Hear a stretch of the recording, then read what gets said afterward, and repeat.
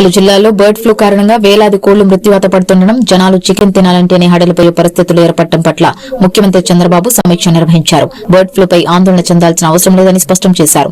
Bird ఫ్లూపై తప్పుడు ప్రచారం చేయొద్దని హెచ్చరించారు. 40 లక్షలకు పైగా కోళ్లు చనిపోయినట్టు సోషల్ మీడియాలో జరుగుతున్న ప్రచారంలో నిజం లేదని అన్నారు. రాష్ట్రంలో 10 కోట్లకు పైగా కోళ్లు ఉంటే 5.42 లక్షల కోళ్లు చనిపోయాయని అధికారులు ఈ సందర్భంగా తెలియజేశారు. భోపాల్ ల్యాబ్ నుంచి నివేదిక వచ్చాక పటిష్ట చర్యలు చేపట్టామని వారు వివరించారు.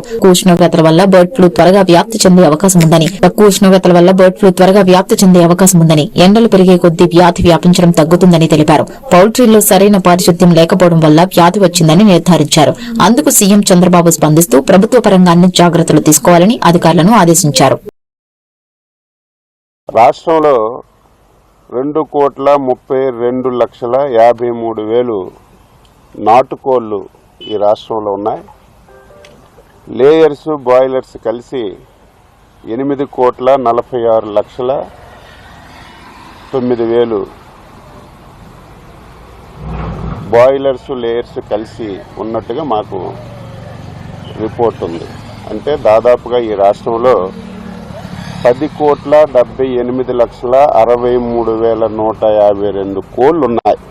మనకి రాష్ట్ర ప్రభుత్వం ఉన్న దగ్గర సమాచారం ప్రకారం ఈ మధ్యకాలంలో ఏలూరు జిల్లా బాదంపూడిలో 2.2 లక్షల కోళ్లు చనిపోయినట్టుగా మాకు సమాచారం వచ్చింది.